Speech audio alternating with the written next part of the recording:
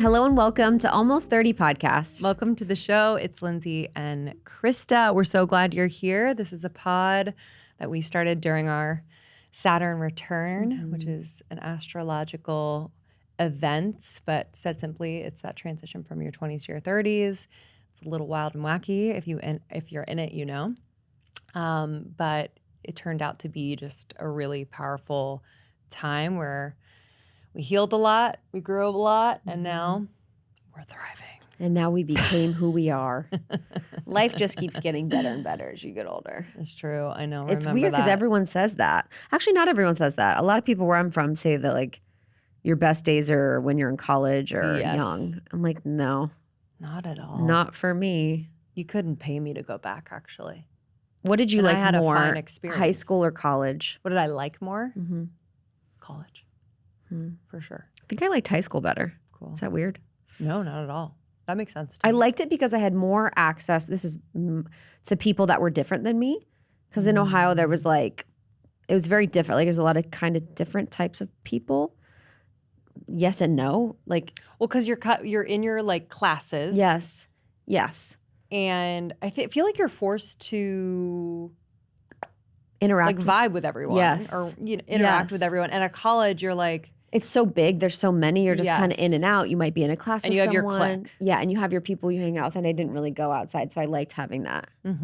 kept it interesting. Yeah, and I feel like it's like I had my first love, and you just are Yeah. like, I don't know, college. It was, and I wasn't drinking. College, the drinking really just changes the Totally. whole vibe. Yeah, completely. I think high school for me, because I was in an all-girls school, I did like the later half of my high school years. And I felt like I could really be myself, as much of myself as I knew how to be at that time. Yes, totally. And because it was all girls, we can kind of just like let our hair down in the weirdest way. Oh yes, Not in a cute way. yes. So that was fun. But I think college for me just, the variety of experiences, what I could do on a day-to-day basis, who I could meet was like really exciting to me.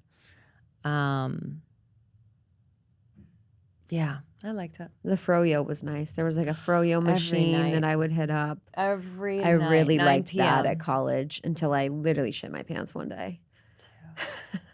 I just can't be gained doing 20 that. pounds my freshman year. Girl, I did too. I gained 15 and insane. the freshman 15, and I was like, I swear it was all diet soda and froyo. For sure. 'Cause I was like, I was oh- on that diet soda kick too. Oh gosh, I was Diet Mountain Dew all day. Diet Mountain Dew. Yes. Wow. So My like the teeth were yellow probably 5 on in fire. there. Yeah, the yellow 5. I was just like, it was just like all carbonation and like fake sugar my body was holding on to. I just remember specifically thinking anything diet, I was good. For sure. I was like, this is that was perfect. how we were programmed. But Can you imagine my gut microbiome? I think about that probably once a week. I think about my gut microbiome from my teens, but mainly my 20s. And Those bugs, my bugs were just like, where is the aspartame? Crazy. Feed us aspartame now. Literally. Give us as much aspartame as you can. Dude. Because I was having like the diet yogurts and all the diet foods was just making my gut microbiome just insane. Yeah. I'm like shocked now when I see people still doing like low fat this, no fat whatever. I Like know. kind of the I know. old stuff that we subscribe to. And I forget it's not like mainstream yet. Oh, I know. But I was even thinking the other day, I was thinking about this during my workout. Remember, it was just a year or so ago, fasting. Every single person was intermittent fasting. Completely. And now people are like, yeah, that's not good for you anymore. I know. What? People are like, yeah, you shouldn't do that if you're a woman. You should be eating regularly. Completely. Like, that was so short ago. And the research was so powerful. There was tons of people, almost everybody wrote a book on it. And I still think there's a time and place. I actually really love fasting for spiritual reasons, whatever. But it was just like, that was a huge thing. Oh, I know. I was also thinking about this morning how we would come to recordings, like especially when I was living in LA and we were together all the time. And we would get products sent to us or whatever all the time. Still do, but it's different. And we would like take things or drink things, and either would be amazing or would like fuck us up so bad. Oh, Like whether it's like too much caffeine. I remember like there was a drink that we would have for recordings. I don't know if it's Silver Fern? Or was no, it in but a that was can? an addiction for Was it sure. in a can? It was a can. Taika? No. It was more of like an energy drink. Okay. Not Celsius? Not Celsius, but we did have a Celsius kick. Okay. I feel like it was BA. BCAA? All noodle. I'll look it up. But anyway, just remembering like in between recordings, you'd be like, I am unwell. Oh, I'd be ill from all the energy. Or we'd be microdosing or like just Girl, oh my gosh. I swear, I've said this before, but caffeine is going to be the next frontier after people are not drinking as much. The numbers are showing people aren't drinking much What do you anymore. mean next frontier? Like it's going to be. People are going to be like not drinking as much caffeine. Oh yeah. I feel like it started a little, maybe in our circles. But like alcohol's so normalized, caffeine is so normalized. Yeah. But the amount of caffeine in normal products now, in protein bars, in snacks, in beverages, is like insane. Kids are now drinking caffeine insane. from a young age. It's not totally bad for you, but to have it in the amounts we're having it is just crazy. That's the thing. Like when I kind of like survey like friends sometimes, like, or they'll give this information where it's like, oh yeah, I have like 3 cups of coffee before noon. I'm like, huh? Oh my God, I know. And that's probably light for a lot of people. What? Like I can do 1 cup and it's like not even your like true intense coffee.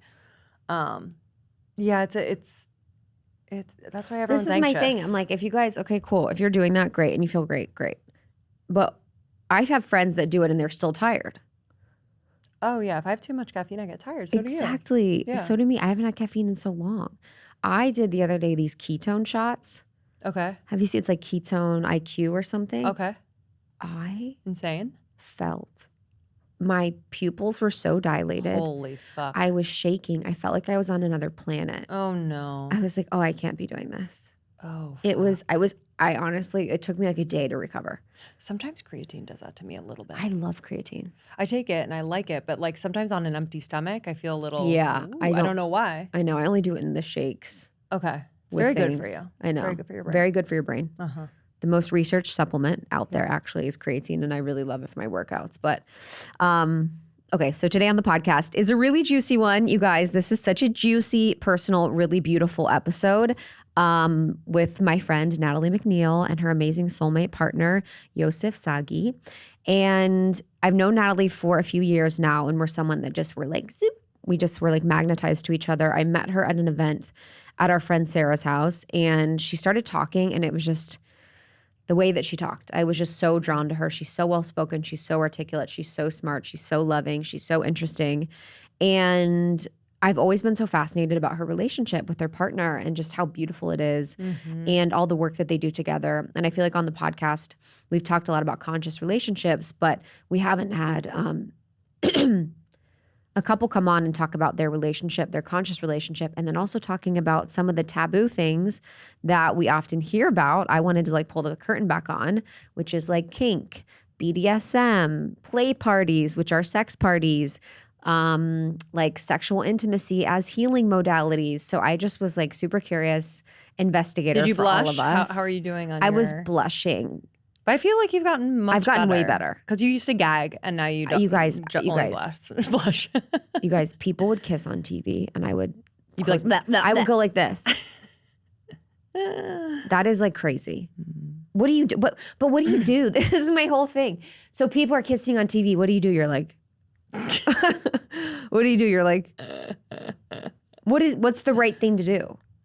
Totally. It's always like, even now, like I feel like it's a weird thing. Even if I'm watching a show with someone, I'm like, you just hold it I don't want to be like, because it's natural.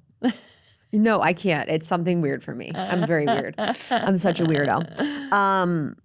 And it's fascinating. I mean, thinking about in Los Angeles, there's this thing called play parties, which we talk about. So play parties are basically gatherings hosted by facilitators like Yosef for the purposes of deeper intimacy, trauma healing, and releasing shame through exploration of kink. So basically, a lot of people hold so much shame around sex, around their body. Maybe it's religious trauma. And by working with this kink or that desire in a conscious way, you can alchemize that shame or that negative feeling and really turn it into something beautiful. So I'm always down to explore and kind of see what's out there. So I just was fascinated by their conversation. And it's so beautiful because you get both the man and the woman's perspective. So they're in a relationship together. It's really beautiful. So you hear from the woman what the experiences are like. And then you hear from a facilitator. You know, Yosef is a facilitator. He's a dom, he's a daddy, he's a mystic, what the experience is like and sort of what healing it can provide.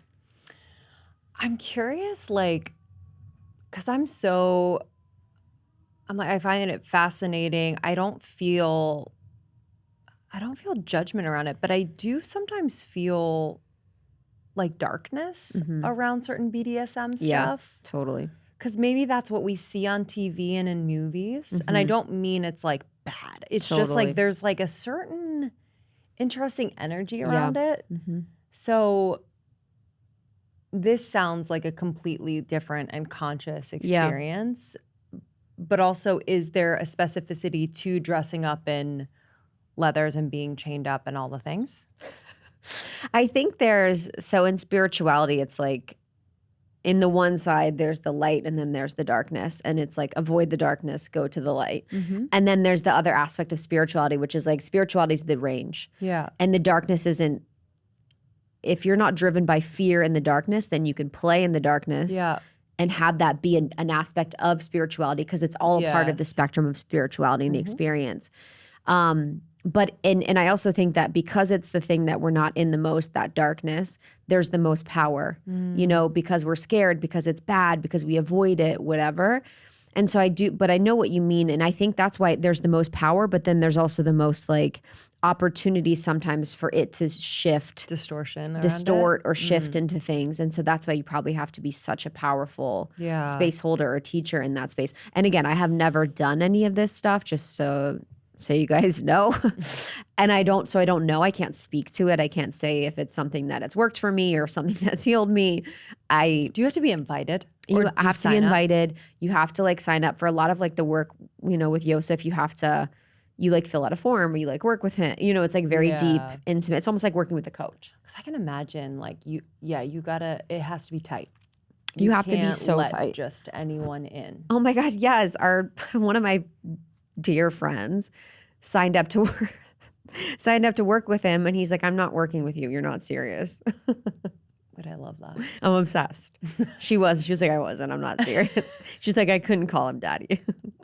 But it's like, and so also in the dom submissive thing, it's like so many women who are in their masculine most of the times, over-functioning, doing everything. They're responsible for everything in life. Having that dynamic where they can fully surrender to the masculine is like sometimes so incredibly healing. I know for me in intimacy, when I do that with men, not like dom submissive, but just in whatever, it's the best feeling in the world to just be brain dead and be like, whatever. Have at me. Yeah, literally. you lead. Why does it have to be daddy?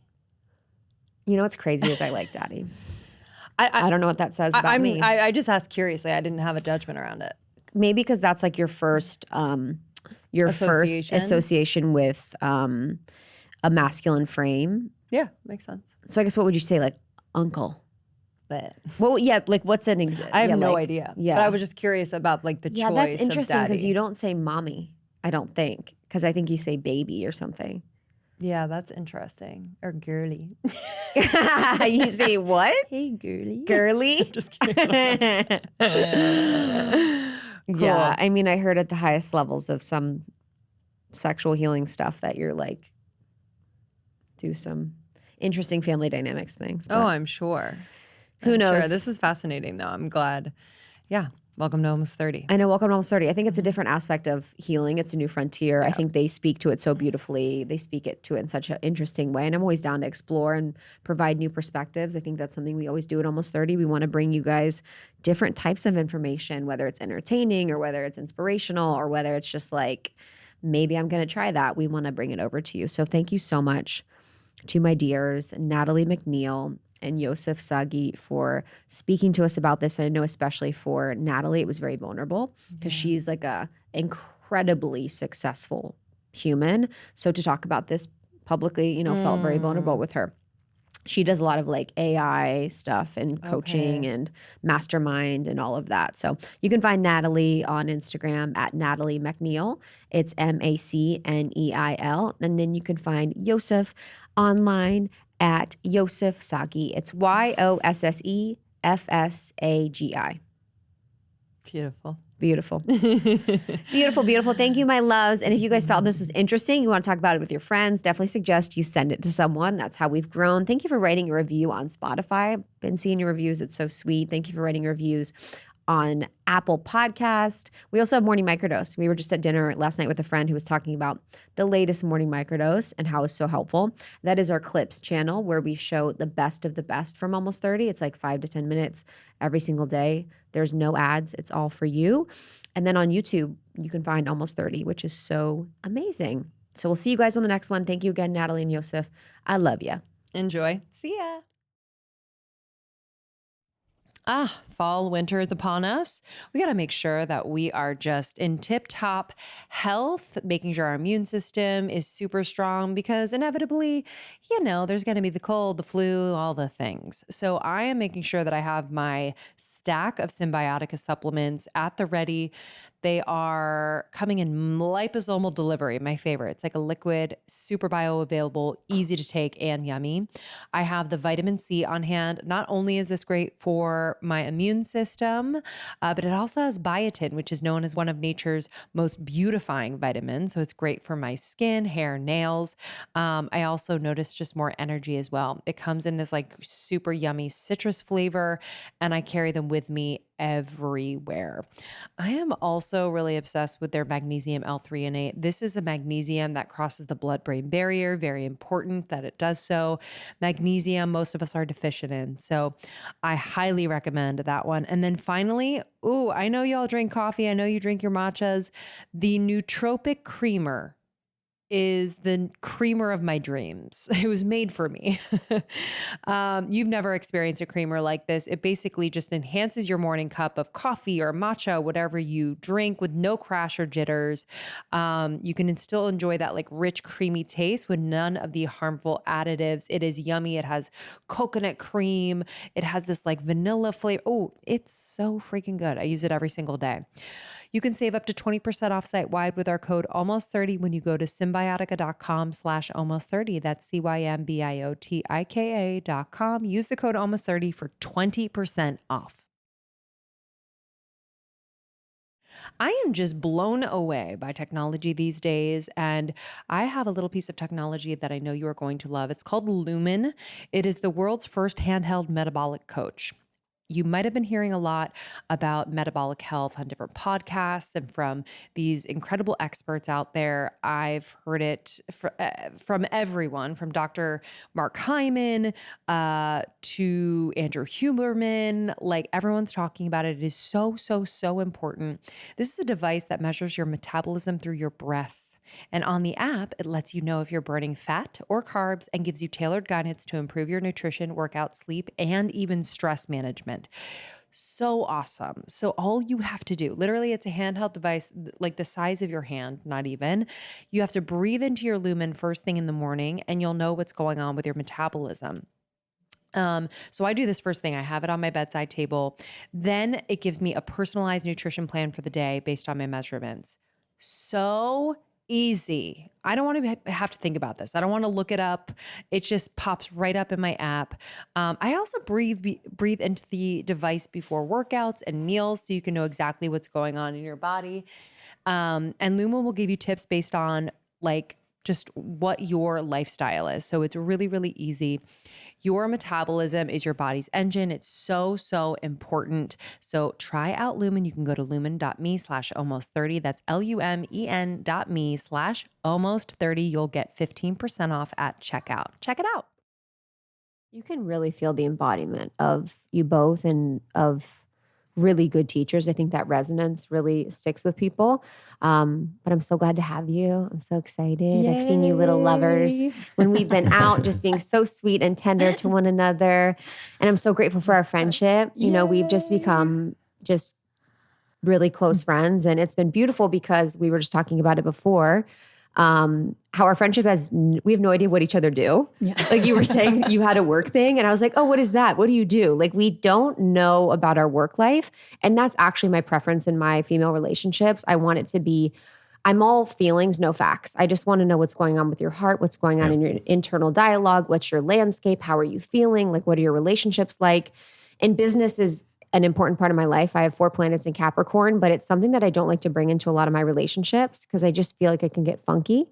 So it's been beautiful to develop a relationship with you where it's soul and not business, because I think in LA it can be really business. Yeah, absolutely. What's it like to have 4 planets in Capricorn? Are you have that too? Stop. Yeah, both of us. How many? 4 or 5? Yeah, something like that. I can't remember now if it's 4 or 5, but it's a lot of Capricorn and Capricorn sun. So I'm pretty Capricorn. I realized this week I have 4 planets in Capricorn, 2 in Taurus, 1 in Virgo. Oh, wow. I have 7 Earth planets. I'm this many years old and I realized that I had that much I have Earth. 0 Earth planet. I'm No all way. earth and Fire? fire. I'm mostly water and air, and she's mostly fire and earth. Yeah. I have some fire as well, but We complement each other in a lot of ways. And I'm Capricorn sun, he's Cancer sun. So we've got the full spectrum here, baby. Will you introduce yourselves and sort of what you do? Because I have no idea, as your friend, what Can you do. I introduce her instead? Yeah. Maybe we'll introduce I love each that. other. Introduce each other. Yeah. And I want to do this because it's something I like doing all the time. It's something from early in our relationship. I love introducing Natalie. Okay, but don't brag too much. I actually hold back. It just sounds like bragging because you're incredible. Natalie is a lot of things, but right now I identify her as a futurist. She sees the future, and it's a combination of this deep embodiment and intuition mixed with real practical groundedness. She has potential to be the queen of woo, and she's not woo at all. Like everything's really grounded. And what that looks like is that she's accomplished a lot of things from very early on, and that accomplishment has always been ahead of its time. She won an Emmy for producing one of the first AR, VR documentaries before that was a glint in anybody's eye. And she was an early adopter of a lot of social media like Twitter and blogging, picked up a Forbes 30 under 30, and then went on to found several companies and taught other women to do the same, and now empowers women to really step into their full power and full embodiment as entrepreneurs, and created a coaching school and has done so many different things. And now I really see her as someone that's helping us all step into this new future of integrating the new technologies like AI, but from a place of compassion, spirituality, consciousness, and embodiment in a way that I haven't seen anyone else do. Is that all right? Wow. Yeah. Oh. Technically, the Forbes was the top 10 websites and top 100 women something. All right. I got it a little off the facts. Amen. Mostly right. Mostly accurate. And I just love getting to hear how you see me, because I think one of the beautiful things about our relationship is that we have loved each other into being, and the way that we see each other has called forward more of those parts and more of our power. And Positive projection. yeah, and we just continue to evolve in such incredible ways through this relationship. So Yossef Sagi over here, he is a masterful teacher, first and foremost. Like when I first met him, I was in awe of his ability to teach things and to break down really complex subjects or stories or theories, whether something that is spiritual or something related to sexuality, and to explain it in a way that is so deeply understandable and relatable to people. And I think that is one of your big gifts. He is a teacher in the space of sexuality, conscious BDSM, conscious relating, works with individuals and couples to deepen in their expression, their relationships, and their sexuality, and has been leading many festivals, diving into consent as well, and creating consent culture, especially at big events and festivals, and also creating the Mystery Temple, which is, well, a mystery, and not so much a mystery anymore, a little bit of a mystery still, and inviting people into exploring their sexuality in very safe and conscious spaces. For your relationship, how do you guys see sexuality? Like, how does sexuality play a role in your relationship as a couple? It's the reason our relationship started.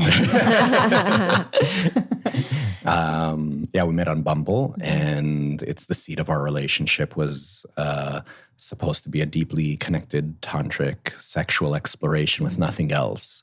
So if you sort of like think about what's the seed of something is what it culminates into, that was early on what our relationship was meant to be, and that was it. But in that space, I think we found the new depths with each other, and we found that we really liked each other. And I feel like that's a lens through which we continue to explore our relationship. I, in my personal work, and by that I mean the work I do on myself as well as the work that I do with others, I feel that sexuality is one of the most powerful and important lenses for personal development. You learn a lot about yourself by exploring your sexuality. You learn a lot about yourself in every way by exploring your sexuality. And that continues to be something between us that both the challenges and the successes and the journey helps us learn a lot about ourselves and how we relate with the world, as well as each other. Can you give an example of that? So how would someone who's listening be able to see how they're acting in the bedroom as a micro of the macro in their life? I think there's a lot of ideas of what it's supposed to look like, right? There's a lot of ideas of what it's supposed to look like in the bedroom, and a lot of opinions of how it's supposed to end. Everybody has to orgasm. There's also a lot of these ideas that a man is responsible for the woman's orgasm as well as for his own orgasm, and stories around how women are very complicated in their arousal. And so all of these things start feeding into it. And I bet that they go outside the bedroom as well, where a lot of people who think that, like, if you think the orgasm is the goal of a sexual interaction, you probably are a very results-oriented person and you don't enjoy the journey as much in anywhere in life. If you think that you're very complicated to please in the bedroom, then you probably have a story about being a very complicated person to meet in relationship, in business, or in anywhere else. So all of these things just get magnified. So going through a lens of enjoying the path, treating sex as both play and experiment, learning about yourself through it. I think it makes it more fun. I think it takes the pressure off.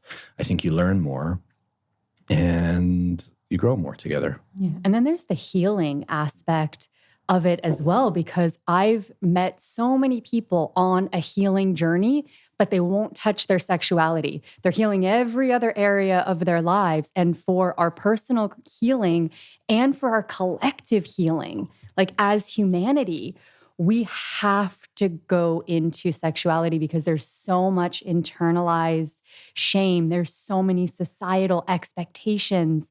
There's so much societal control still and religious control around sexuality. So we get to, in our relationship, break that down as well. And that has been really powerful and I think deeply healing for both of us. Absolutely. Yeah. What kind of ideas around sex?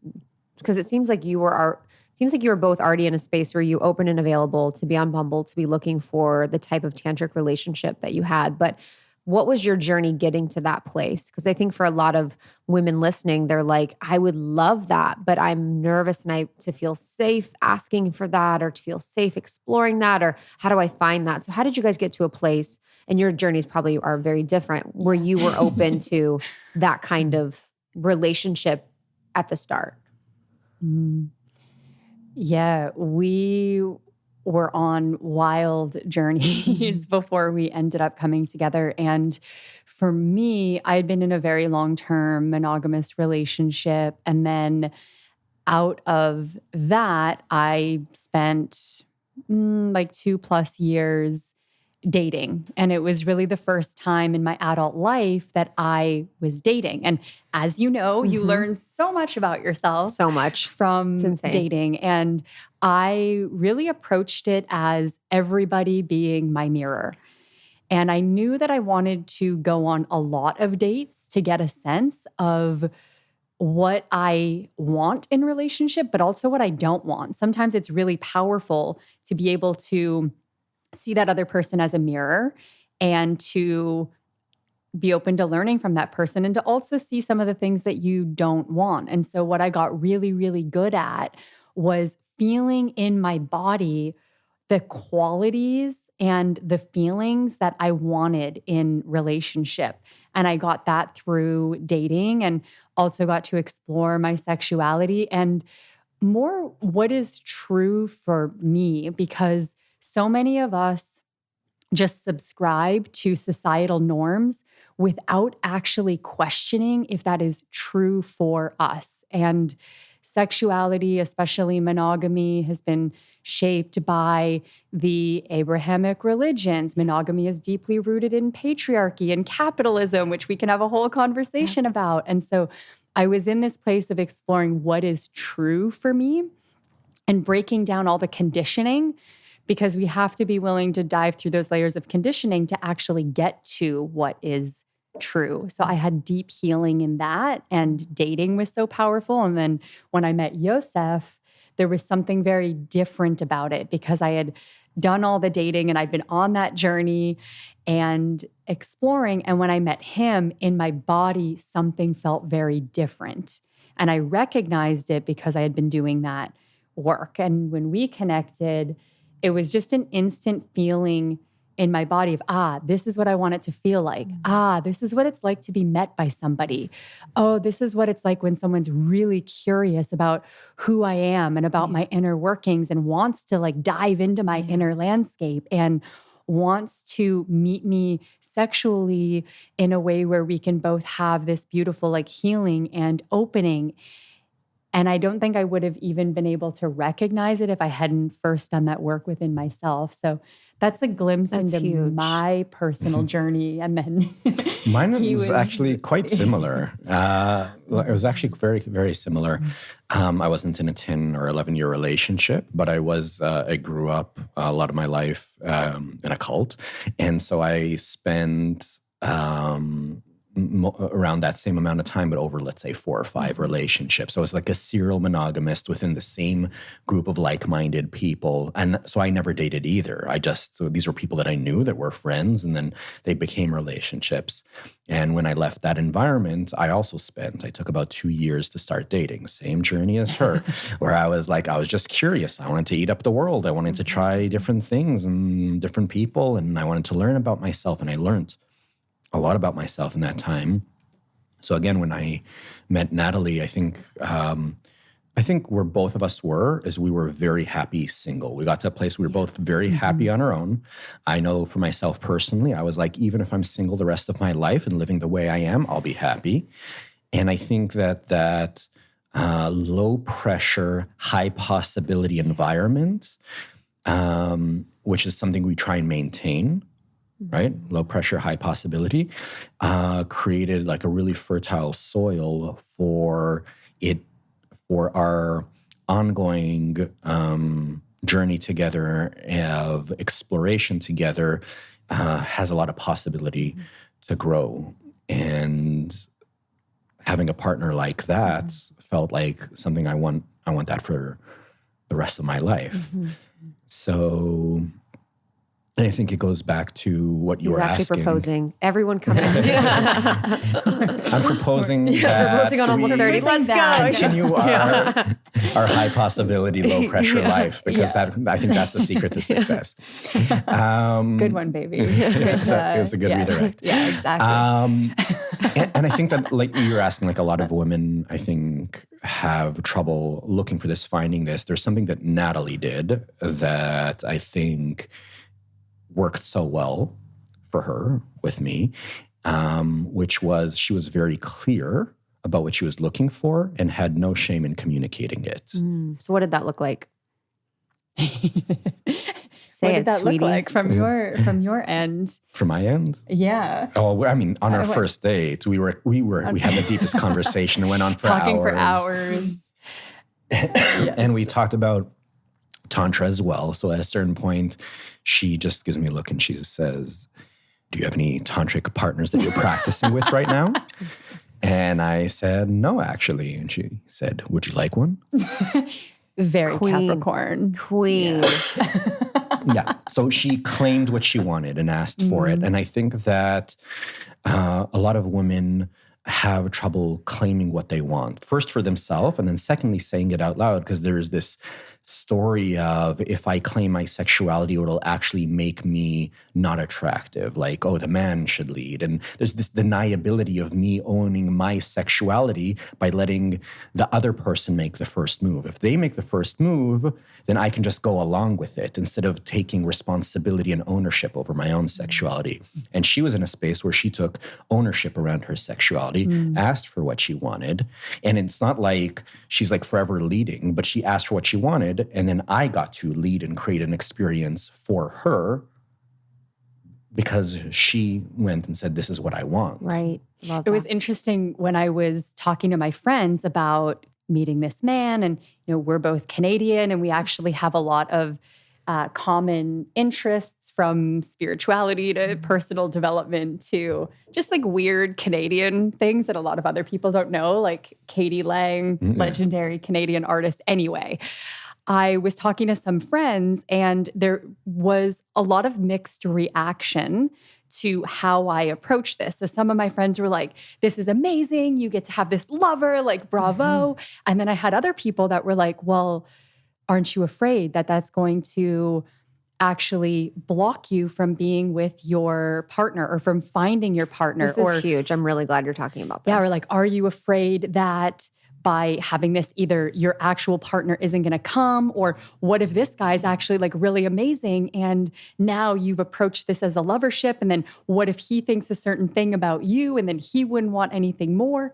And it's always interesting to observe other people's projections, which in our relationship, we still get to experience a lot of other people's projections. And of course, we all do in some ways. And I think the way that we do relationship, though, just attracts more of the projections than what's typical. Yeah, what do you think about that? Because I actually, I've thought about that in dating too. Because how I approach dating, I just want a series of positive experiences with people that feel aligned to me. Eventually, I want to find my, divine union person that I'm going to start a family with. But it is interesting because there is that belief. Okay, just doing that and not having intention around it means you're not going to call on the person. Like in this early stage, you could have been blocking the person, or you could be the person. And and that's an interesting projection too. If you're approaching it like you claiming your sexuality is going to ruin it, that's an interesting belief too. How crazy That's are crazy. these beliefs that we hold? And what I want people to hear is that there is no one path. And this is why it's so important to come back to what's true for you. I was just in my deeper truth and in my place of doing a lot of healing work, and from the embodiment that I was in, I met this person and I could feel in my body that there was safety here. I felt safe. I was connected to my desires. And so I was able to step into that from a place of deep truth. And we did end up in partnership. By our fifth date, we knew and we stepped into partnership. So my path to partnership was very unique, as every path to partnership actually is. We don't need to subscribe to these beliefs. And that's what I want to invite everyone into, is to really question these beliefs, question every belief that you hold around relationships, around how you're going to find your person, around your sexuality, around how you date. and what's your conditioning and what is actually your truth. Yeah, I think the projections piece of friends is so key too, because you see their conditioning. And that's what I've realized in dating is people have so many opinions about how you're, don't do this, don't do that. And it's like just a world of opinions. And it says more about them than it does us, obviously, in that situation. There was one piece that I didn't want to skate over because I know everyone will be wondering, can I have like 90 seconds on the cult? Oh, that? Yeah. Like everyone was like literally like backspace, turn it up. What is the cult? Right. This is going to be a whole nother episode at some point, but 90 seconds on the cult. There's two types of cults. There's the kind... cool ones and lame ones. Exactly. Cool ones and murder ones. Well, yes. And that's it. And there's some that are like some are sexually repressive and then some are sexually exploitative. Yes. Right? That's what you tend to see. And I would say that mine was more of the former, more sexually repressive, although that did lead to sexual exploitation as well, like people acting against what they were teaching. And that's one thing that I noticed. And it's like the Catholic Church. Like the Catholic Church, like Classic. Any religion. Yeah, that's true. Like anything that's repressive. If you don't have a healthy outlet for natural desire, it will come out in an unhealthy way. So a lot of that was happening, and money stuff and all kinds of other things. And I was 10 years old when I joined, and I didn't even realize I was in a cult until towards the last few years. And even in those last few years, it took a lot to get me out because it's all I knew. Was your family okay with it? Were they in it? They were in it. Okay, got it. They started leaving one by one. I only have one member left in the cult right now. But what got me out of it was like a cocktail of several things. But I actually wrote a blog about it called How Sex and Drugs Saved My Spirituality. It was a combination of stepping into sacred sexuality, at that point it was Tantra, and into plant medicine. And those two things were really two huge things that helped me step out of that very toxic environment. Wow. And I mean, I met him at a point where he was still fairly fresh. That's about 2 years out of it, 2 years out of it. And you had to recreate your whole identity, really, and reorient yourself, which I am so proud to see that you've just continued that work and to see where you are now. It's really remarkable. Wow. So Tantra, what is, because I know what it is from the highest level, just general understanding, but I actually don't really know what it is. So what is Tantra? That's a very big question because from Tantra's perspective, Tantra is everything. Everything. So when a lot of people think that Tantra is all about sex, and in a way it's not, because the explicit type of sexual connections and teachings are maybe 10% of what it is. But from another perspective, that's all that it's about, because from a tantric perspective, every single interaction that you're having with anyone, with anything in the universe around you is inherently a sexual interaction. There's an exchange of information, energy between any two things is a sexual interaction. So there's this idea that we are all interconnected through this energy, which the word for energy is Shakti, which is also the goddess. And everything is connected through that. And so Tantra is one of those esoteric teachings about everything. But I think the way that it's seen today is being like, oh, how can I improve my sex life? Which it has that in it, but it has everything else in it as well. Yeah. And what I love about the tantric path is that it is a path of totality and learning to accept what is. And that has been a really beautiful journey. And as sex relates to that, it's everything that Yosef is saying. And Tantra sees sex and sexuality as, oh, this brings us pleasure, and pleasure is good. If we're feeling pleasure, let's fully dive into our pleasure. Let's really soak in that. It's about basking in all these different feelings that we experience as humans and to not judge and repress them. It's seeing it, it's having the awareness and then really embodying it and accepting it back into the whole. It's really a path of wholeness as well. Yeah, whereas a lot of teachings and practices of oh, you're gaining too much power over something, sexuality or whatever it is, then it says repress it, push it down. Tantra says, no, allow it and increase it, but at the same time, increase your capacity and mastery over it. So, right, instead of saying, oh, this sexual energy is distracting you, cut it out of your life, it's saying, no, just increase your control, your mastery, your capacity to match the desire. Wow. So how do you guys use Tantra? Like, is it something where it's like within the tantric principles, there's probably sex where it's like there is the sexuality in Tantra and that's sort of what's gained popularity. Would you say that's true? Or what people associate it as, just related to sex? Would you say that's true? That's how most people understand it. Yeah. You're like, yeah, not in my crew. Yeah. Yeah, you're like, not with my friends. How do you guys use it within your life outside of the bedroom? And then how do you use tantric principles within the bedroom?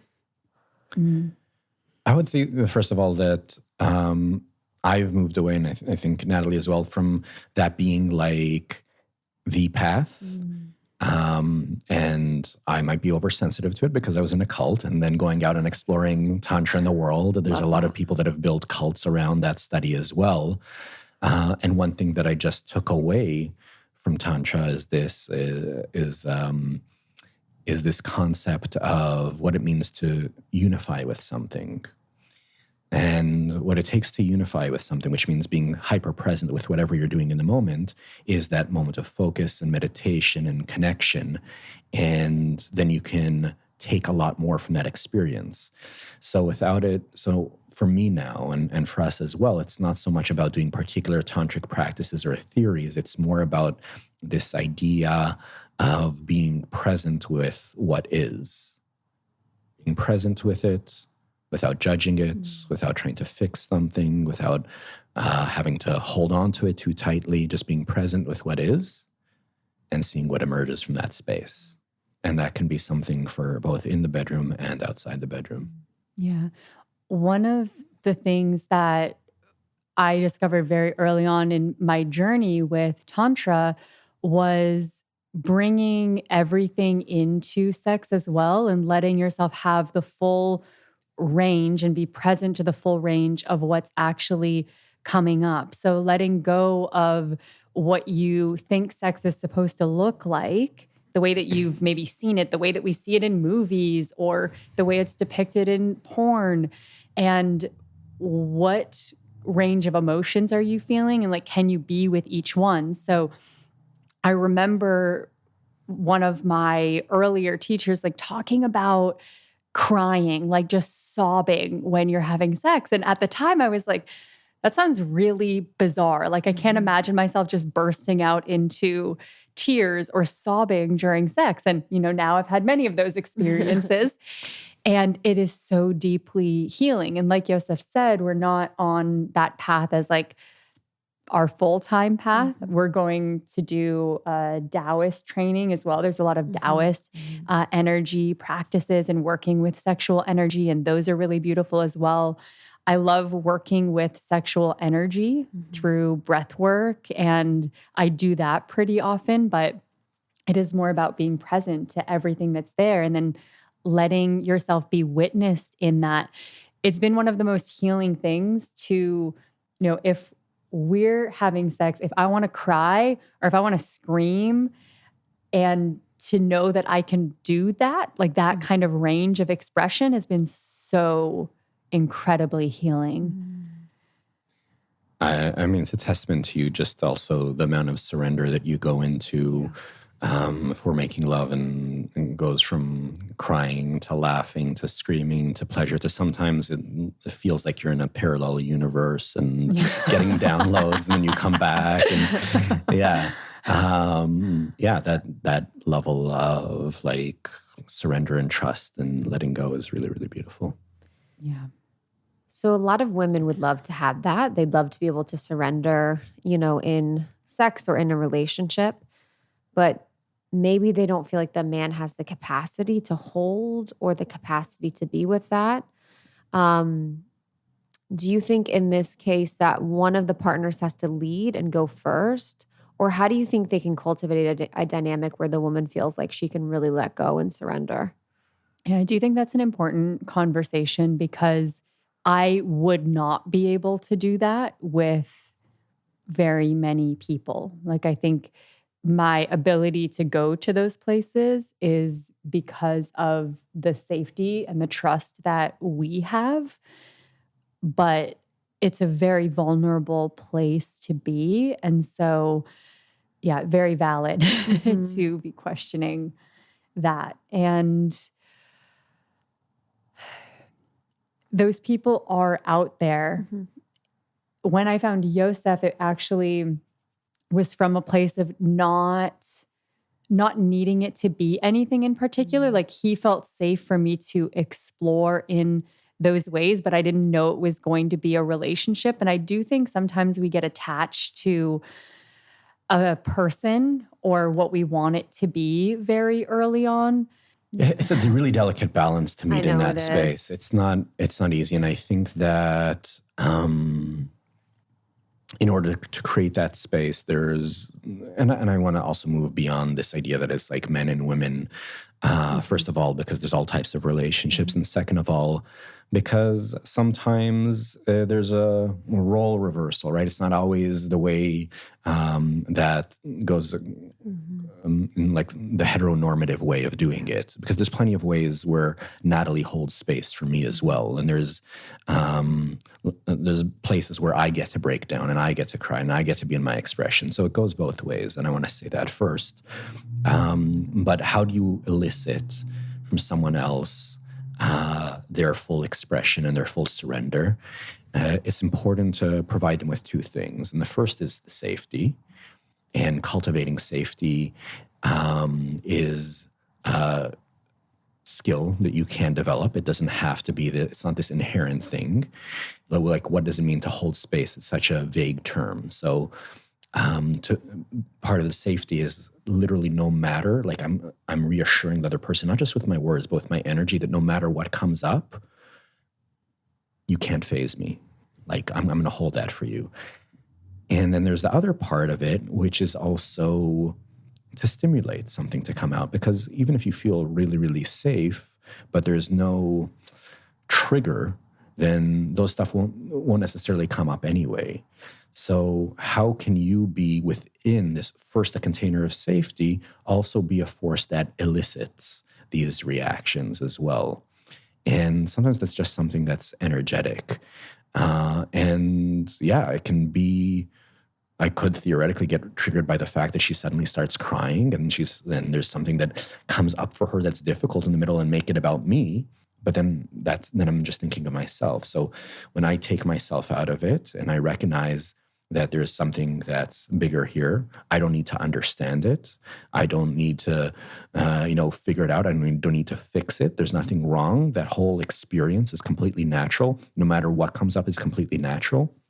I think that that's part of what creates that safety. Yeah, and we have to have these conversations. Like, there has to be that communication, because if we're talking about it, then I think you are creating the conditions where having those really healing or opening or ecstatic experiences are possible. And we've had so many conversations about this. And look, I've tested it too. Like, we've got here over time. And there have definitely been little tests along the way, like, oh, you think you tell me that you want all of me and my full expression. Like, what about this part? Or like, what about this part? What about this shadow? I do that with my therapist. Sometimes I'll just say wild shit and I'm like, is this going to get her? And like, nothing really gets him. And I'm like, okay, I can bring more of myself. And having that non-judgment is so powerful. Yeah. And that's tricky. That takes a lot of work. I think any party in romantic relationship with friends, I'm like, say whatever, do whatever. In romantic relationship, it's just that, because it just feels more closeness, it can be a little harder. Yeah. And things that are hard, I think, only bring you closer. Yeah. In the end, like, we've had one of the things from the very beginning of our relationship, we've just had this policy of talking about everything. It's just how we want to do relationship. And you established that at the beginning. Yeah. Okay, cool. And was that communicated to one another? probably pretty early on, we had that. I think it was just naturally a very mutual thing. Got it. We had both got to a place where we wanted in relationship to be able to share ourselves fully, to share our desires, to share what we're afraid of, to share our deeper truth. And from that place, we talk to each other. If there's a desire or there's a feeling, like we just share everything with each other. And I won't say that 100% of the time it's in a completely non-judgmental way. So that is something I want to really highlight. Like there are things that are like, whew, okay, we're going there, right? It's not always easy, but I'd much rather be in a relationship that is where we can share everything and so open and so true than to know that my partner is just harboring all these thoughts that I don't know about. Like to be in a relationship where I have a sense and an intuition that his inner world is so different from what I externally experience him as. I don't want that in a relationship. Like I want it all and I'll do the work if he's sharing something that is a little triggering for me. And there have been those things, but I think we do a really good job of navigating it. And both ways, I've also said things that are very triggering for him. And I would take that any day of the week over not knowing what's in her head. Because if I don't know, then my mind starts making stories and they may or may not be accurate. And that's like a torture for me. So I would rather know, like just speak your mind, speak your feelings, then we can do something with that. But if I don't know, then it's just like running in there. And that's I think torture. so many people are so used to living in that, living in the mind, not knowing, keeping things from their partners, keeping things from their friends and not living in congruency with themselves and other people. So it's such a natural thing. You know, I think a lot of people would never want to tell their partners like, oh, I have this like fantasy, I have this desire, I have this attraction, or I have this thing, because I guess they're making it about them, or what do you think's happening there for people? And it is funny because I'm thinking when I say that, I'm like, I think most people, I don't know if they'd want that. I think most people enjoy being like in a relationship where they only know like parts of people. Blissful ignorance. Yeah. Yeah. Yeah. But then I think the statistic that's true. around what people are thinking about when they're dying. And the number one regret of the dying is not living a life that was true to you. Wow. Why? Because we're so worried about what other people are thinking. We're so worried about someone saying something that might hurt us. We're so conditioned to live in a certain way that we end up not diving into our desires. We end up not giving people the gift of getting to know who we really are. And then we're on our deathbed taking our dying breaths thinking, wow, I didn't actually live a life true to myself. Like that's one of the most heartbreaking things imaginable from my perspective. Like it just breaks my heart to think that. Yeah. How much richer is life when you do get to share yourself fully, and when you do get to express your desires and your fantasies, and how healing is that? Like how much healing would happen in the world if we could actually talk about the things that we're so afraid to say out loud because we have so much shame around them. I've witnessed through spaces that we've been in, like sexuality workshops or things that Yosef has led, just people opening up about the things that they have been so afraid to say out loud. And then they say it out loud and there's other people that are like, oh yeah, me too. I have that.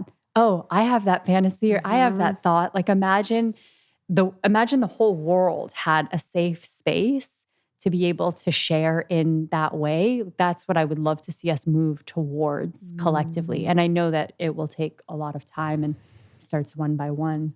Yeah, and you don't always get what you want, but giving yourself permission to want it That's a good one. is a big deal. Yeah. Because what happens when You think, well, I'm not going to get it, so I won't even allow myself to have it. Yeah.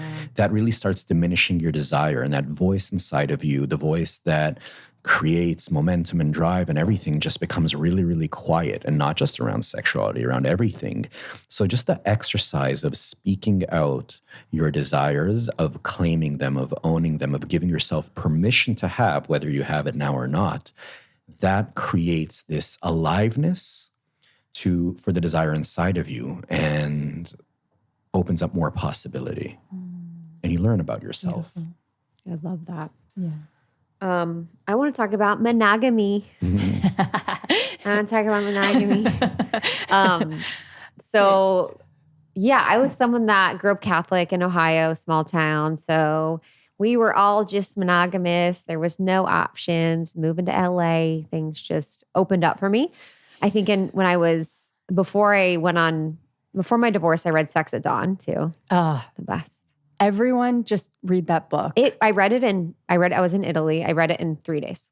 Yeah. Amazing. Sex at Dawn, read it. I want to have them on. It was just so insightful and inspiring and just interesting and all of these things.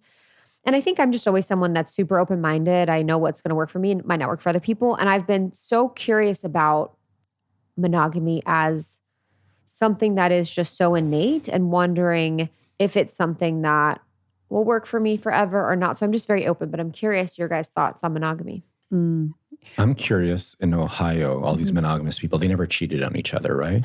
They did. They did. I had cheating in my Even Shocking. Monogamous people? I know. That's crazy. I think there's statistics like, 40% of monogamous couples, someone has cheated at least once in the relationship. Might even be So then what's higher. the definition of a monogamous relationship in that case, if that's the statistic? And I'm not a proponent of one particular way. I don't think polyamory is better than monogamy or vice versa. But it's going back to what we were talking about earlier, which is I think those definitions, I think those structures, those labels end up limiting us.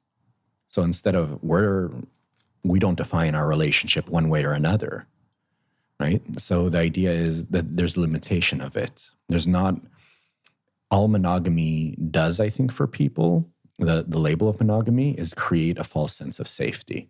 Mm-hmm.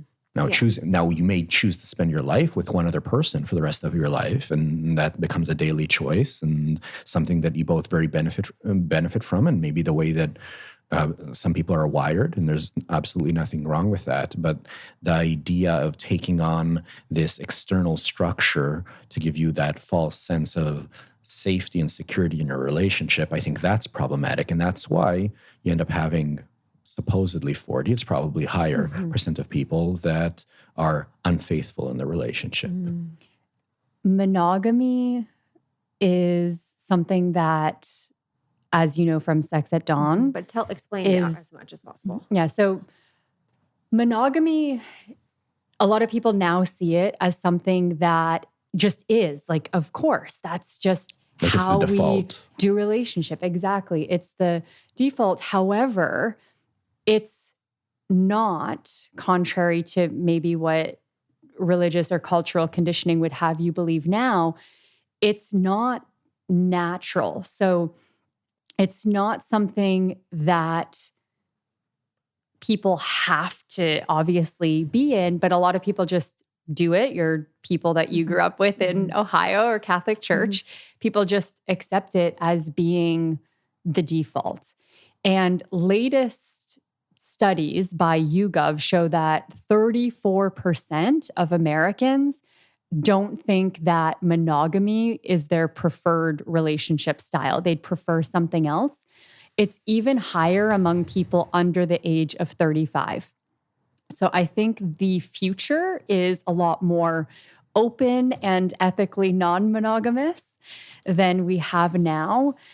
And it's more like 50-50, I believe, for people under the age of 35 now. So people are pretty on the fence about whether they prefer monogamy or a different kind of relationship structure. And I mentioned this earlier on in our conversation. Monogamy was something that became very conditioned in us from the Abrahamic religions. it became very conditioned through becoming an or moving away from hunter-gatherer and moving into the Industrial Revolution. Monogamy was a way to ensure what the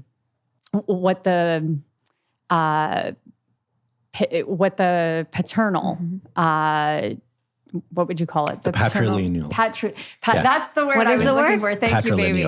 Patrilineal. Yeah, it was a way to determine who the father was so that you could also pass down property and titles through this patriarchal structure that we have. Monogamy is also something that has been very intertwined with capitalism. So capitalism sees the nuclear family as something mini economy. It really is. And it's a big pillar of capitalism.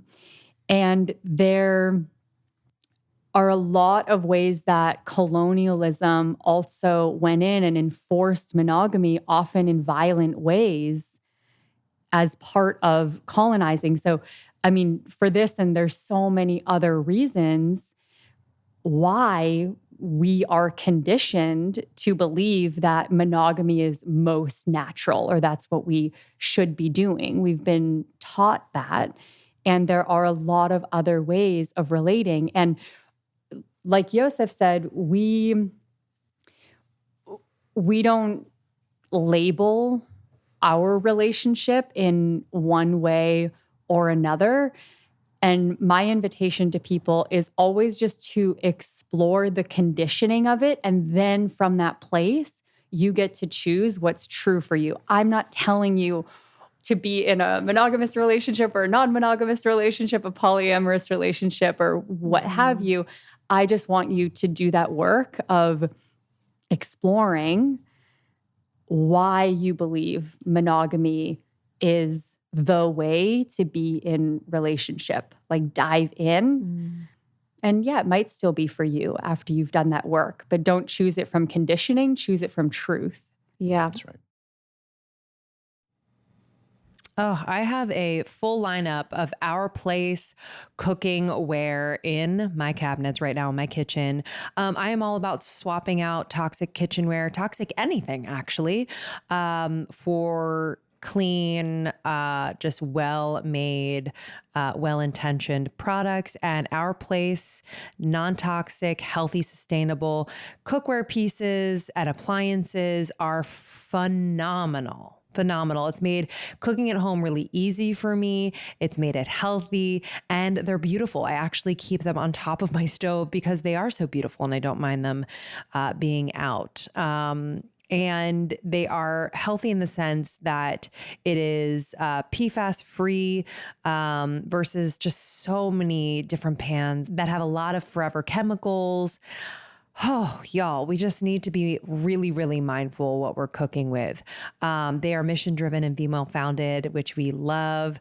And their products are comprised of nonstick pans. Again, they do not contain any PFAS, also known as forever chemicals, as I said.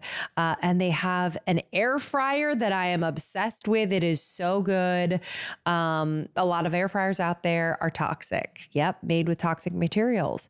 So be sure to try that out. But y'all, they have 75,000 5-star reviews. So if you don't take my word for it, just check out their reviews. So upgrade to Our Place today and say goodbye to forever chemicals in your kitchen. Go to FromOurPlace.com and enter my code almost30. We got a code for you as always at checkout to receive 10% off site-wide. That's FromOurPlace.com. Code is almost30, almost 30. I love the Always Pan. I have 3 of them. And I love that air fryer. So from OurPlace.com, code is almost 30. Okay, I was today years old when I learned that you can buy hemp-derived THC products legally anywhere in the US. And I learned it through our next partner, Soul. Soul's an incredible brand. We actually had the founders, Angie, Lee, and Mike on the podcast, brother and sister founders that have created a brand that have products I am absolutely obsessed with. I take their out of office gummies sometimes on the weekends. I'm someone who doesn't really drink a lot of alcohol anymore at all. And so this is a way for me to like just relax. This is a microdosed gummy. Perfect microdose with hemp-derived THC and CBD to give any day that chilling on the beach vibe. You know what I mean? They have different doses as well. They have a single, double, or triple. I take the singles. That's just my vibe. But I am just so happy I found them. I feel relaxed. I feel just that levity, that like lifting of stress at the end of the day without that like buzzed out of body experience. But I can't believe I didn't know that you could buy THC products online like this. Did you? So it's awesome. And these out of office gummies really help me like carve out that much needed me time. So I'll take it like before I hop in the bath at the end of the long week. I'll take it even if I have to like go through 10 emails. I'm like, I need a little just relax vibe. And it helps me. It really does. It's like this euphoric feeling that feels so good for my body. And then I've actually given it to friends and they've loved it as well. Friends who are kind of like sober curious, not as into drinking alcohol, or who really just would love to relax a little bit more. So give Soul a try. All of their products are phenomenal. They're obsessed with sourcing ingredients that are high quality and sustainable, working with farmers as well. Yeah, all around, just love this brand. They do it right. Give Soul a try. Head to getsoul.com and use the code almost30 for 30% off your order. That's 30% off your order using code almost30. Go to getsoul.com, code almost30 for 30% off. That's what I had to explore. It was like when I think about a relationship and wanting me and my partner to be the most sovereign versions of ourselves, wanting us to have our own unique experience and wanting us to choose each other instead of choosing fear or choosing us staying the same or not evolving, it does make sense that you would allow the natural expression or progression of your relationship, however it moves over time. And it does feel like fear would be the leader of kind of staying in a certain structure for some people. It could be not, it doesn't have to be, I'm not saying everyone that's in a monogamous relationship, that's the only type of relationship I've been in my life, is led by fear. But I do think there is that element too, where you're kind of applying that structure. I think what Sex at Dawn really did help me understand too is, so I had the perception that if you were to be in a relationship that wasn't monogamous, that meant that the woman was losing somehow. I was like, oh, that's going to work great for the man and it's not going to work for the woman. And understanding that in so many cultures in the world that it really actually benefits the woman in a lot of ways to have more support from the community. A lot of the women tribes that live in tribal communities where there's multiple men with multiple women, they have so much support from the community. It just works really, really well. And the fact that women actually are very sexual creatures, but we've been programmed to believe that men are the only really sexual ones that are driving the sexual relationship. And so reclaiming that understanding that we're able to orgasm multiple times, we have this autonomy that really allows us to enjoy so much pleasure in multiple partners was something that I've never really thought about, because I always just thought if you're not monogamous, then you lose in the relationship. What about in that with sexuality? What did you get from Sex at Dawn that you felt like was something that you didn't really think about before? Wow, so many different things. Like just reading about some of the cultures, whether ancient cultures or even some cultures today. I've had the gift of traveling to over 100 countries, and I've been in places in the world where monogamy is actually not the default. And what's interesting is from their conditioning. So if you're living in a culture where monogamy is not the default, your conditioning is like, monogamy is the weirdest thing in the world, right? And this is why I think it's so important to explore our conditioning. And Sex at Dawn does talk so much about what life may have been like in hunter-gatherer societies, and then how we ended up evolving to take on monogamy because it made sense. It made sense to structure society in that way, but it goes so deep into how monogamy is actually not the most natural thing. And it's not just for men, because even today, when studies are done, the result is often that more men would choose non-monogamy than women would. But then that starts to shift. The more independent a woman is, the more money she makes, which is really interesting. And what Sex at Dawn talks about is how it's not just men, it's actually women as well who desire sex and desire to be fully in their pleasure as well. So I think that's a really valuable part of the discussion. And I remember just reading page after page of that book and being like, wow. Yeah, wow. And then being able to take it into my own system and psyche and start to use Sex at Dawn to explore the whole makeup of my conditioning around sexuality, because it just kept blowing my mind. I know. Every page, I'm like, okay, I see where that lives in me. I love asking myself the question, where does that live in me?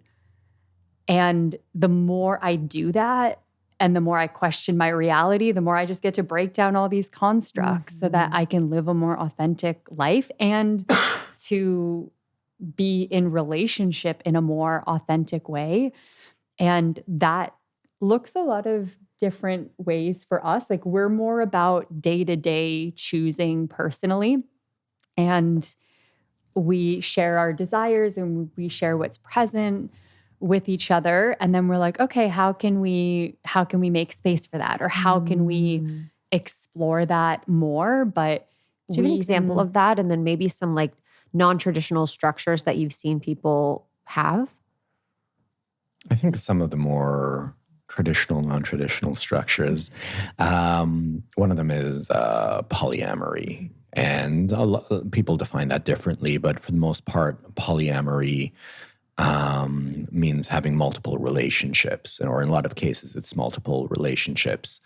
And it comes with the modern polyamory comes with a lot of its own rules and how you do things. And there's hierarchical and non-hierarchical polyamory and so many different things.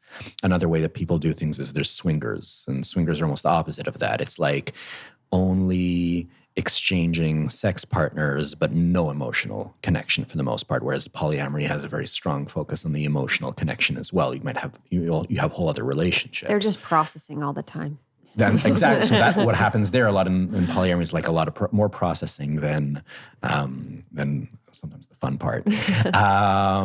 And processing can be fun too. Yeah, it's definitely good. I love a good process. So you need to have the balance of processing and fun. If you have like just all processing, then and experiencing. Exactly. Like, what are we doing? Exactly. So there's a lot of different ways to do non-monogamy. And I think a more catch-all phrase these days is ethical non-monogamy. That could be, it can look so many different ways, which means that you express, like Natalie said, you express what you want.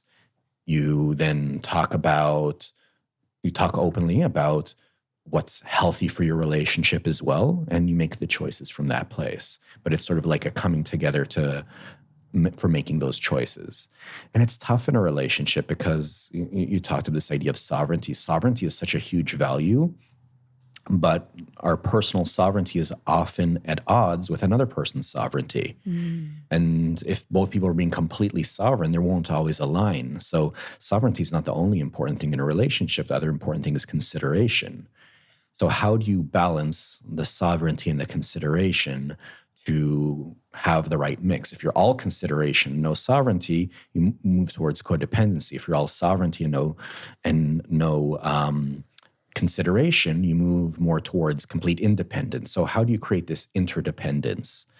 And that's finding that balance. And that balance can change over time. It's not always the same thing. It doesn't look the same way. I think in order to create more opening, it's the same thing as creating more intimacy. You need safety, you need trust. And so sometimes the focus is on creating the safety and the trust that allows for more opening. I think when there's less trust, there's less safety, there's less likelihood of the other person being open, or they're just not acknowledging that. Yeah. So in our relationship, if there's a desire that one of us has, we know that it's a safe space to share that desire with the other person. And that would be a sexual desire, a part, like what is that? In our particular relationship, where it is right now, anything can always change. Neither of us are looking for other relationships. We both take relationships very seriously. It's like a full-time job. And we have our jobs and we have our relationship. That's 2 jobs each. And so that feels like a lot of time. So I know, and I think you're the same place, is we're not looking for whole other relationships to have. We both are very curious people. We're both very experience-oriented people rather than stuff-oriented people. So it's more likely going to be one-off situations or experiences or something like that we're curious of stepping into. Again, seeing sexuality as a mirror and as a space for learning about yourself and for healing. So it's more likely to be those types of situations. And if I'm something, let me know.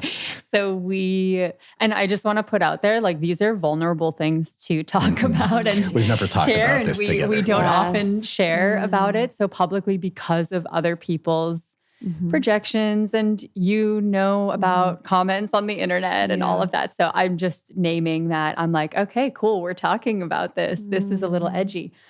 And when we share a desire with the other person, we try to default towards, okay, how can I actually support this rather than it just being a no right away. So there's an openness to at least explore it and to see what feels safe. And sometimes it might shift. Sometimes the desire may not happen exactly the way that you would imagine it. There are changes that take place, but we try to be open to each other's desires and experiences. And sometimes it ends up being a no as well. Like, we both have to feel really good about it. But if it feels good and if it feels safe, then we co-create these experiences together. Yeah, and I think that's one of the things of balancing that sovereignty and that consideration, because sometimes maybe a desire feels very strong and it can feel very disappointing if it's a no or a not now. But I guess where I am making a lot of effort to orient towards is this going to take away from my most important relationship?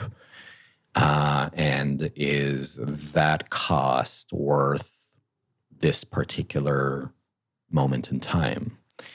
And feeling into that and using that in my consideration as well.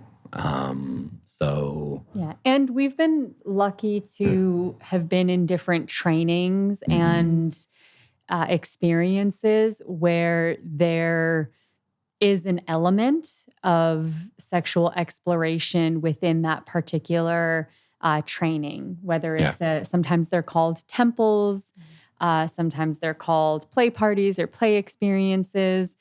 We've been in workshops where sometimes you're paired with different people as well for different activities and different explorations. So I think being in spaces like that has having that kind of structure is always helpful as well. It's made it a little easier. And I think we've just been in a lot of environments where that's an option. And so that, definitely helps.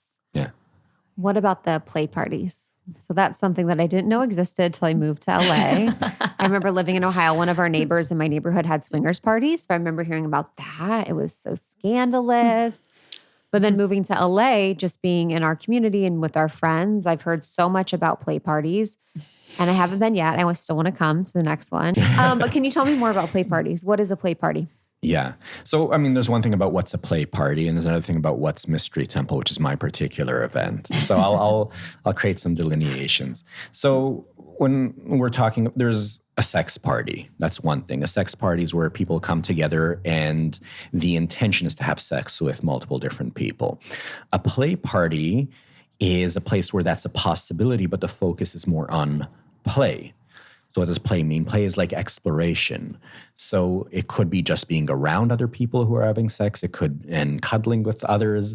It could be having other sensual erotic experiences that aren't explicitly sexual. It can look like a lot of different things. It's about being playful with your energy. And there's a quote that I love. I think the person's called Amina Peterson, and says, sex is how we play as adults. So it's really about fostering play. And then there's this emerging type of environment called temple, which is sort of like a play party, but bringing in particular intention and using it as a transformational container. And so my event specifically is called Mystery Temple. And I say it sort of jokingly, but it's the truth. Mystery Temple is a personal development workshop that just happens to look like a play party. The purpose of it is to step into a container that's a playground and a lab for you to experience yourself and your relationship to your own sexuality in as safe a container as possible that we can create, and through interaction with others, perhaps. And in order to foster that type of environment, there's a lot of things we put into place. Part of it is focus on consent culture. Another thing is my event is a sober event. There's no alcohol, there's no drugs allowed, there's nothing like that. Not even like nicotine. And the reason I do that is because a lot of people, when they have nerves, they'll run to alcohol or drugs or nicotine to take the edge off. And then maybe if that takes the edge off and I'm less afraid of approaching people, that'll be easier for me. But the intention of Mystery Temple isn't to hook up. The intention of Mystery Temple is to meet all those parts of yourself.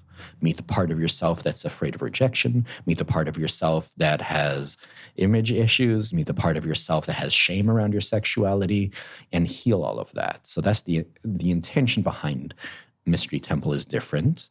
And that's why for Mystery Temple, it's always themed as well. So I have 6 main themes that I cycle through, and each one of them examines a different facet of our sexuality and the shame that's connected to it, to pick that apart and to create a lot of healing. I even have a story of one guy that showed up to Mystery Temple and thought it was just the personal development workshop and realized that it's disguised as a play party. And he came out of it and he was like, that changed my life. And I hear that a lot. Yeah, Yosef's DMs are just an endless stream of people that are like, wow, it's so different from what I expected, or I healed this part of myself, or I finally created the relationship I've always wanted, and I did that work at Mystery Temple. It's really beautiful. And that's regardless of whether you're monogamous or non-monogamous or asexual, because you can explore anything in that space.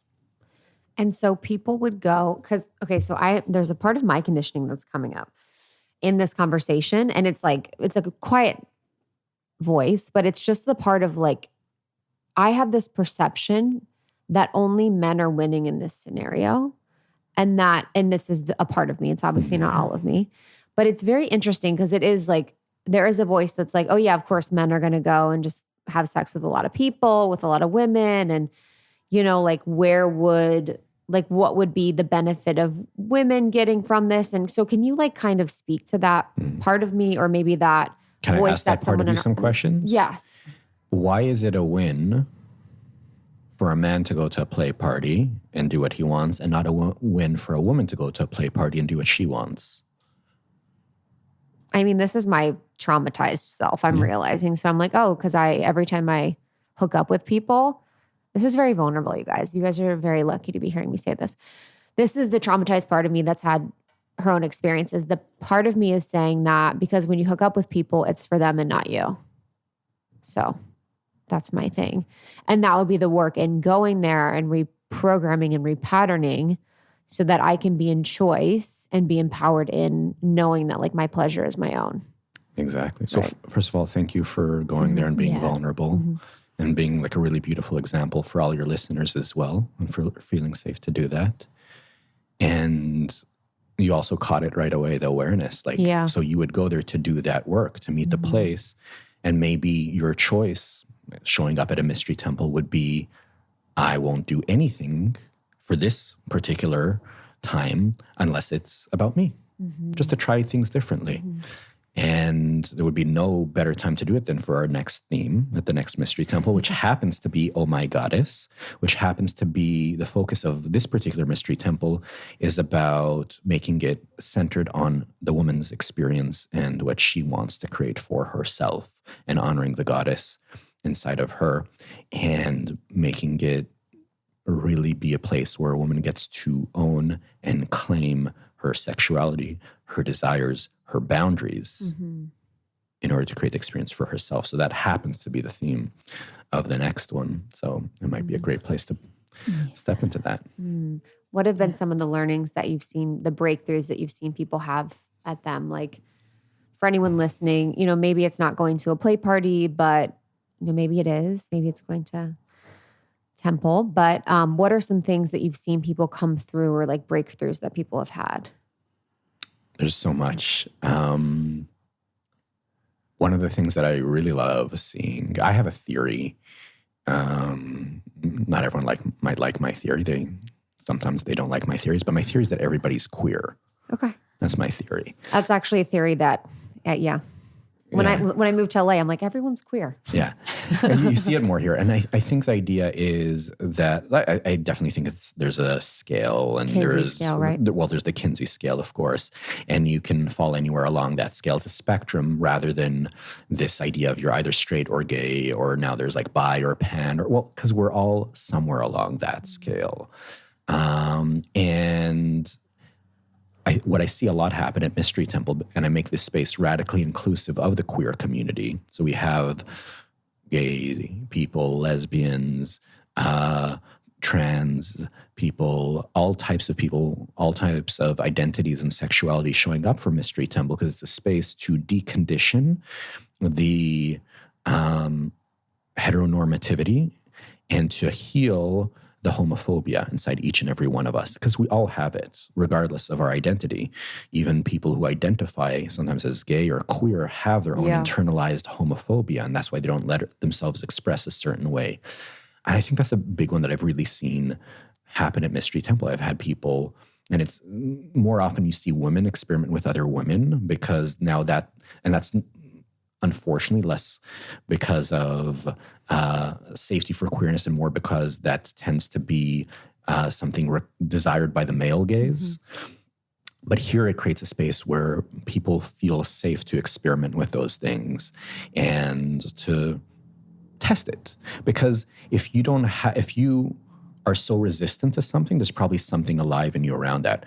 Now, if you test it and you realize, okay, that was great, but not my favorite thing, then there's no charge around that. So I think that releases a lot of that. And I've seen it go both ways. I've seen people identified as heterosexual experiment with queerness, and I've seen people who identify as strictly gay or strictly lesbian step out of that as well. And just to see all of us ourselves as sexual beings, as beings that enjoy pleasure, and noticing that we can receive pleasure in a lot of different ways. So that's one example. Experiments a lot. One of the things that I think is so sweet with Mystery Temple is that there's always these stations that get set up. So there was a station, I'm just thinking of one particular moment. There was a station for women who were curious to kiss another woman and like what that would be like. And so there was this little group and these things are just so sweet. It's so sweet to witness somebody stepping into something that they're like, okay, that was better than I thought it would be, or that was interesting. That was different than what I would have thought. And there's a lot of conversations that happen around the experiences, I notice as well. So people will try something and then they'll have a conversation about it and how it felt, or they'll share it in the group. And it's just so beautiful to witness that. And I mean, there have been so many other stations as well, from having like professional doms there to shibari artists to tantric stations to just sensual touch to almost stations where you almost kiss someone or you're almost touching someone, and it's more about experiencing the energy without actually physically touching or kissing or doing anything. So I love how it really meets each person. So Like we'll have people who are swingers and like DTF, but then I have them do eye gazing exercises and they're like, oh, wow, that's really intimate. And then we'll have tantrics in the same space that can just be in that like eye gazing all day long and like just touching energies and stuff like that. But they've created this this sort of spiritual barrier to actual sexual intimacy by making it just spiritual. So now it's edgy for them to actually engage physically. So it meets everybody where their edge is. And the invitation is always to notice your edge and to sort of just lean into it, whatever that looks like for you. Maybe it's taking just one step beyond your comfort zone.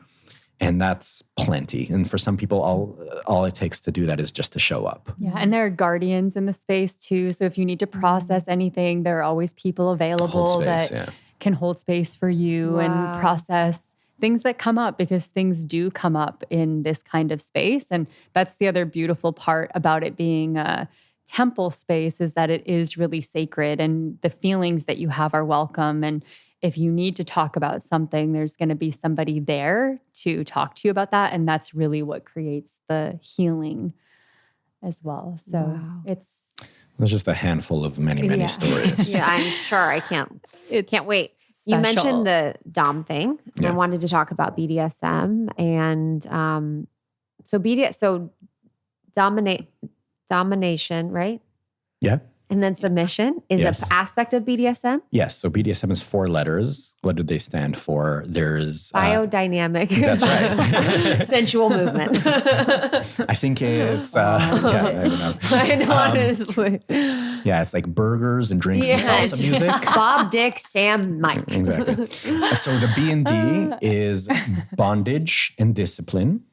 DS is domination and submission. SM is sadism and masochism. So those are sort of 6 categories summed up in 4 letters.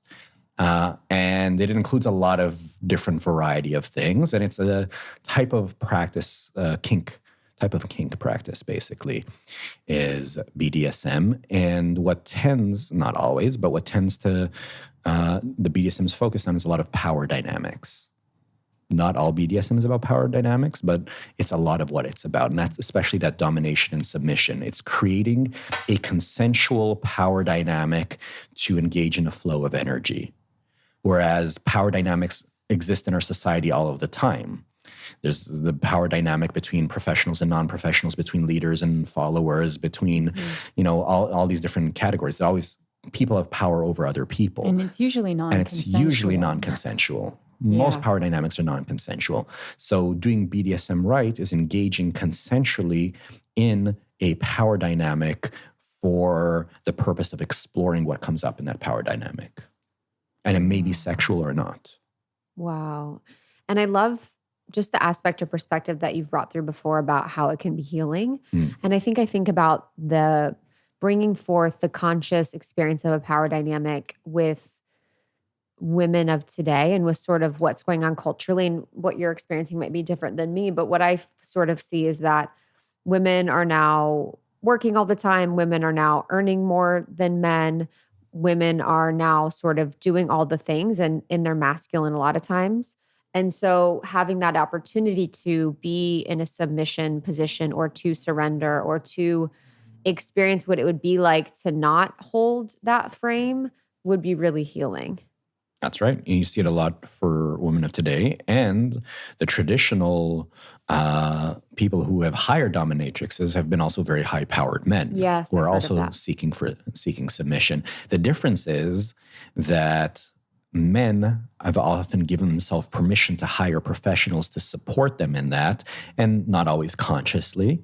Whereas that's been more frowned upon for women. And so what I see a lot, what happens for women is they crave it. But again, there's this thing about asking for it, which is difficult, or hoping that the man that they end up with will be able to hold that for them and bring them into submission instead of them taking an active role in their own submission and supporting the creation of those containers. Yeah, that's a big one. Yeah. How has, so thinking about that for women, it's like, how would that be I just want to kind of double click on it, like how that would be healing for the woman. Because I understand cellularly how if you're holding everything, if you feel like you're responsible for everything, if you feel like nothing gets done without you, if you feel like you're running the show at the house and at work and all these things, and then you go, and does it have to be in the bedroom? Like, can you experience the dom sub roles outside of the bedroom? Like, what's that? Yeah. Sure. Yeah, like I said, it doesn't always have to be a sexual thing either. So one practice that doesn't have to be a sexual practice is shibari, rope work. Sometimes just being tied up gives your body a somatic experience. You can't do anything, right? You're tied up. You can't move. You have no control. You are in the hands of another person. And sometimes there's a struggle there physically against the rope, but eventually you surrender into that rope and then you feel held by it and you feel safe. If you're doing it with someone who feels safe to you and is following, those certain things, that can create a very safe container. And that's not necessarily a sexual container, right? Just being bound on its own creates a somatic experience of surrender, for instance. I've had really powerful experiences with that in particular, with shibari and being fully tied and not being able to move, because then my entire body just relaxes. Like there's nowhere to go, there's nowhere to be. The only thing I can really do is to surrender more and more into the experience, or if it's uncomfortable, the position that I'm in, to just surrender and to let myself go in it. And that subspace can feel so healing. And my somatic experience of it is just like layers and layers coming off of me. And coming out of it, I notice that I can hold that set point of being in a surrendered place a lot more easily. And it's given me a lot of new reference points for what it feels like to be deeply relaxed and surrendered and in submission that I can then take with me into other areas of my life. So that's been really healing. And the non-sexual aspect of it, like just being tied up. Or being flogged. Which often also seems like, is that a sexual thing? And it could definitely be. That's when you hit with the paddle? With a flog. So a paddle is sort of a flat surface. The flog it's got many like leather ribbons. Got it. Right. So, a lot of impact play creates pain, and it's about changing pain into pleasure, which is a beautiful lesson in and of itself. But some of it is more sensory than it is actually painful. And depending on your flog, and that's a more technical thing, it can be a more sensory experience that creates sort of this rhythmic motion on your body that actually regulates your nervous system. It's sort of like holding a baby and tapping it on its back until it goes to sleep. It's grounding, it's rhythmic, it starts releasing oxytocin in the body and can create a very regulated nervous system.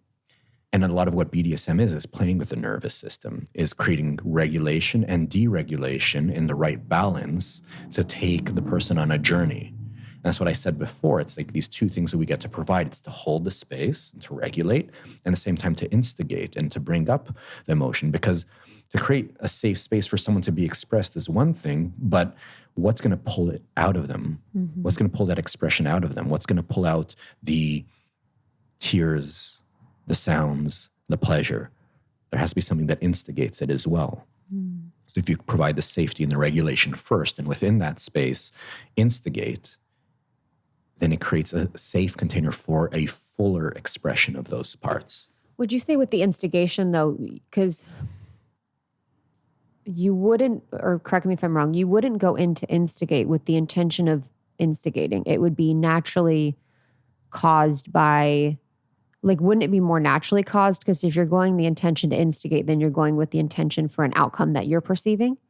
So that's a great question. And that's why before stepping into what we call a scene, which is the interaction itself, there's a negotiation ahead of time, which is both what are the technical things that we'll be doing. Will we flog? Will we use rope? But also what is it that you want to get out of it? So in a sense, the dom usually is of service to the sub for their experience. So the sub says, this is what I'd like to experience. And so anything the dom does to instigate is in service for what the sub wanted to experience. It's never their own desire. Got it. So maybe the sub says is like, I want to lean into receiving pain and learning to be with that pain and turning it into pleasure, in which case that would be the instigation.